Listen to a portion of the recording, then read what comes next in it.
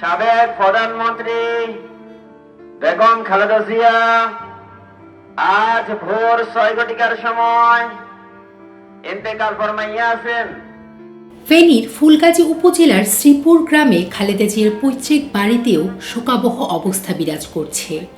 মঙ্গলবার ভোরে খালেদা জিয়ার মৃত্যুর খবর ছড়িয়ে পড়ার পর আশেপাশের আত্মীয় স্বজন, প্রতিবেশী ও দলীয় নেতাকর্মীরা বাড়িতে জড়ো হয়।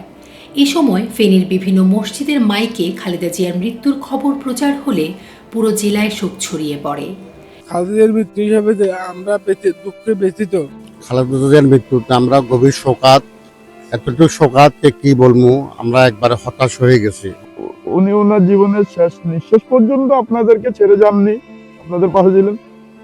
আপনারা মহান আল্লাহর দরবারে 2 রাকাত নফল নামাজ পড়ে অথবা ইবাদতের মাধ্যমে যে যেভাবে পারেন কাজ দিলে ওনার জন্য দোয়া করুন, আল্লাহ যেন ওনাকে জান্নাতবাসী করেন।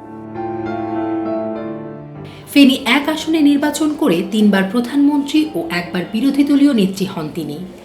আপোষহীন নেত্রীর খ্যাতি পাওয়া খালেদা জিয়ার মৃত্যুতে ফেনীবাসীর সর্বাধিক প্রচারিত স্লোগান ফেনীর মেয়ে খালেদা, গর্ব মোদের আলাদা, এই স্লোগানটিও আর শোনা যাবে না।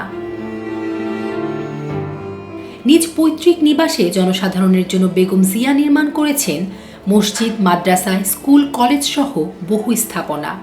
খালেদা জিয়ার মৃত্যুতে ফুলগাজী সহ ফেনী জেলা জুড়ে নেমে এসেছে শোকের ছায়া।